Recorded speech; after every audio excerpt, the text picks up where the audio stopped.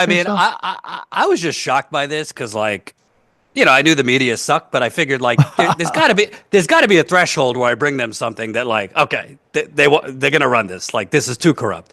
So, I found out about the payoffs. I found out about the governor doing all these things. So then I obtained these documents showing that basically the governor was forced to admit that the water was toxic with high levels of lead in October 2015. I mean, they knew it was toxic way before then, but he admitted it in October of 2015. And I got documents showing that pretty like within days after that, all of a sudden, phones were being dropped off in the state technology office, wiped clean, quote, wiped clean. So the head of the tech office in the state government, he told a local county official that days after the governor held his press conference, a bunch of phones belonging to the environmental department and health department were dumped into his office, basically erased. So nothing on it, no messages, no phone log, nothing, which is illegal. It's destruction of evidence. It's government property. You can't just erase your phones. So I said, I thought he had to be wrong because that's too brazen of a cover up. Like, you're going to get caught. So the prosecutors got phones where there was literally no messages on them for the entire period that Flint was using the Flint River. That was April 2014 through October 2015. So like the first call that would show up was from 2016, but everything before that was erased. So I thought I'm going to bring this to, and this was like the head of the health department's phones was wiped, a top health official. And obviously, like, can you imagine for a second if like Trump and his top officials, like their phones were erased right around the time COVID became a thing? Oh my God, MSNBC would be having a goddamn Chaos. nuclear Chaos. meltdown. So I brought it to every outlet I could think of: the New York Times, Washington Post, Associated Press, Daily. I mean, I had the documents from the criminal investigation. I obtained all the goods, and I was either getting no responses or I'll pass.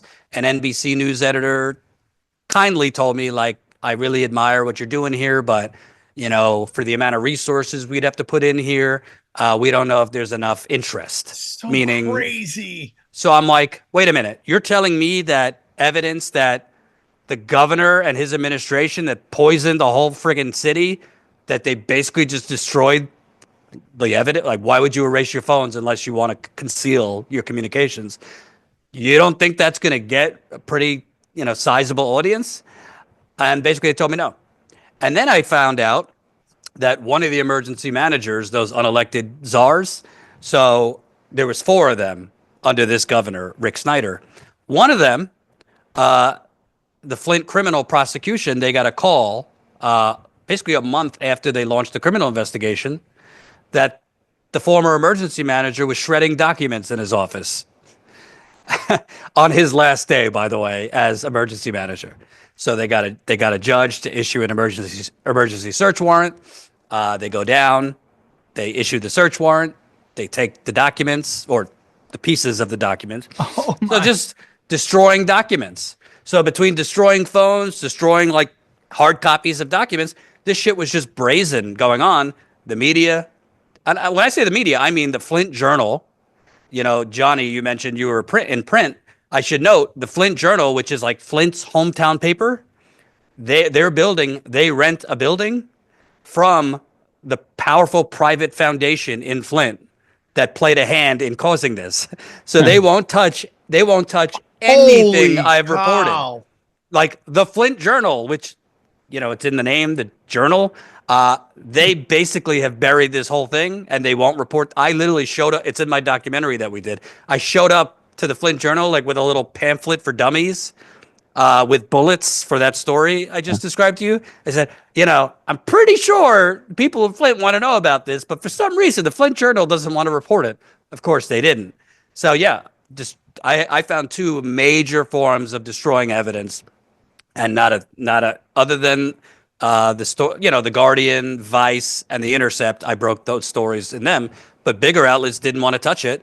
And therefore, if you don't get those bigger outlets to touch it, it's very hard to spread it further and get, hopefully some criminal accountability. And this is your dream as a struggling print outlet, to have someone come to you with all the reporting essentially done. That I assume you had most of the legwork done already, right? That's why when you were saying, like, yes, newspapers have been gutted and they do have resources problem, but 10 out of 10 times when I went to larger, I had already done the work. I even offered them. I already offered them. Hey, do you want put one of your people's names on it with me? Because they want credit. Yeah, they love violence. Yeah, Right. I'm not in this to like grow my Twitter following. I don't care. Right. And madness. They wouldn't touch it. I can't get in their heads, but it's just mind-boggling, because this is the kind of stuff that if you got into journalism to like put some crooked people in jail or deliver some justice, this is like story of a lifetime. Yeah. And they're all just kind of can't be bothered. It seems like you're suggesting this is not an attention span issue, which is initially what I thought. Maybe this seems like more nefarious than that, because it used to be. I mean, it's your challenge as a journalist. If it's an important story, to make it interesting. If you're a newspaper, that's your job. Is to make people see why this is important and to make it interesting to them, to grab them. But it sounds like you're suggesting then that it's more nefarious than it just being a mere attention span issue, or them saying that, hey, maybe it's not there. All I could tell you is there is a very powerful private foundation in Flint. I have a whole chapter on it in my book. It's called the Mott Foundation.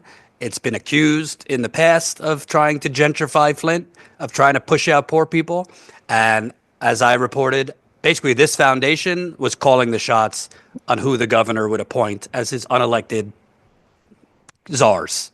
What's their purported purpose? Why did they exist? So, Mott Foundation was named after Charles Stewart Mott. He was the earliest investor in General Motors.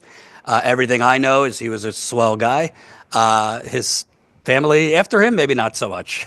So from what I have been told, and residents on the ground, they have a strong interest in regionalizing services in Flint, which basically means taking power away from the city politicians and giving it to the county politicians. The county politicians happen to be white. The city politicians happen to be black. That's pretty clear what that's about. But they were pulling the strings and telling the governor who to appoint as emergency managers. So I don't know. I mean, the Flint Journal, their building is in a nice downtown building owned by this foundation's real estate company. So you're not going to really report on bad things that this foundation might have done if your landlord is the foundation's real estate company. And there's other examples of that too. I mean, for example, that hospital I told you about that had the Legionnaires outbreak, they happen to have been a big advertiser for that local ABC station that killed that story. Oh, so can I say, like, with 100% certainty that's why they killed the story? I can't. But I can say the hospital was a massive advertiser, and it doesn't make sense to me why a local outlet with documentation, with documents showing, would kill a story on this bacterial outbreak that's killing people. And I reached out to that ABC station at least 10 times in the last 8 years. They will not respond. Why did you kill that story? So there's example after example. Sometimes it's advertisers. Sometimes it's as simple like the national outlets. Let's just be honest.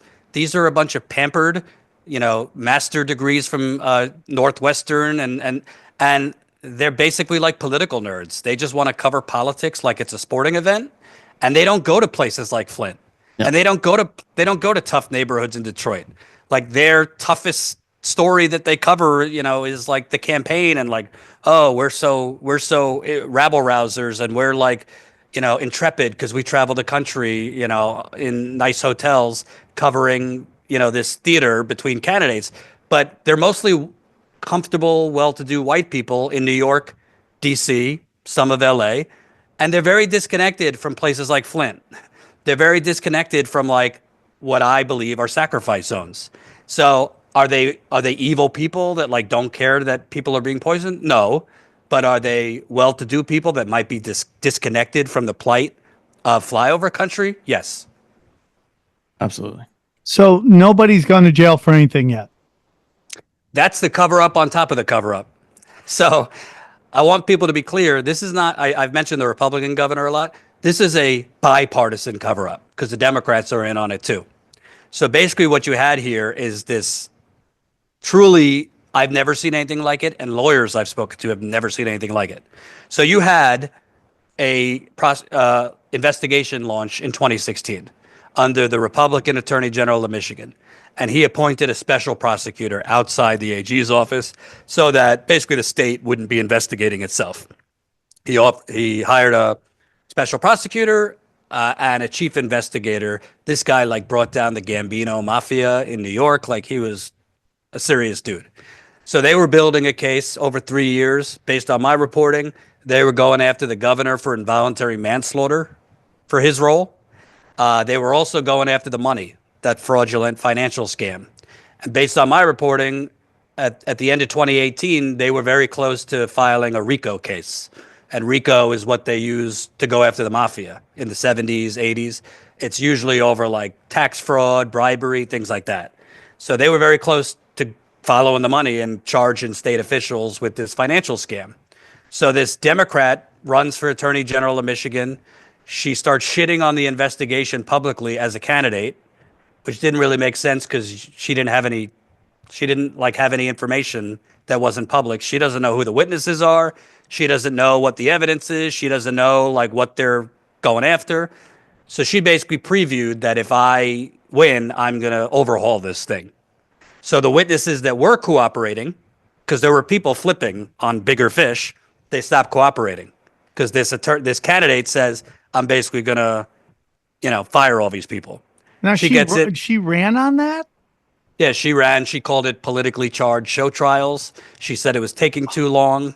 And she basically said, like, I'm going to come in and start from scratch, which didn't really make sense because the original prosecution had charged, they had charged 15 state and city officials with serious, like, including involuntary manslaughter.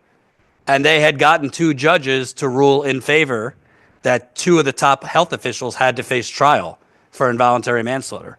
She comes in, she fires those prosecutors, and she drops all the charges.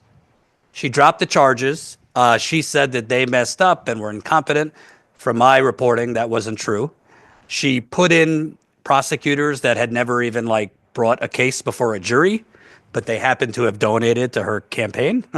So she basically put in amateurs. And a year and a half later, they charged the governor with a misdemeanor.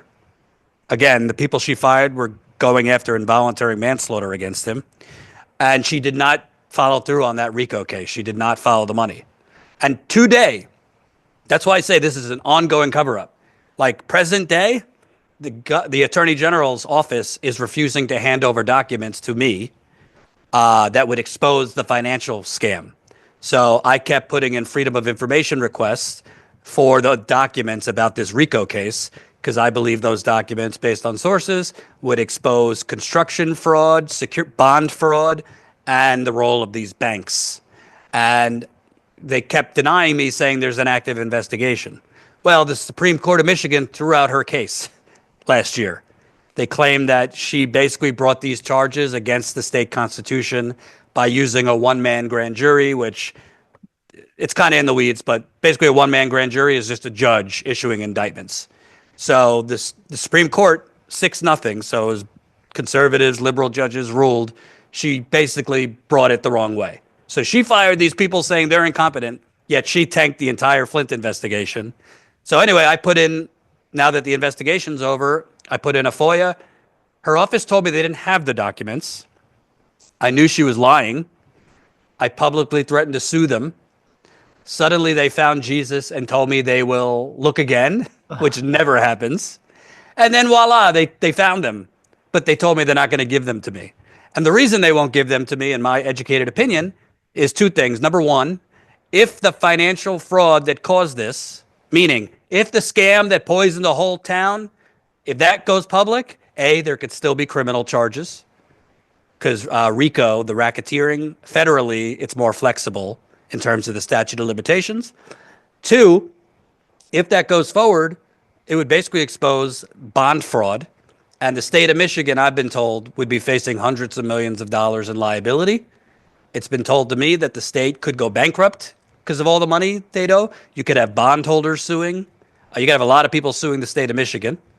And third, and I think most important, Wall Street banks donate to Democrats and Republicans, and JP Morgan and Wells Fargo face a lot of liability because as part of the bond deal that they issued the bonds, they funded that water system.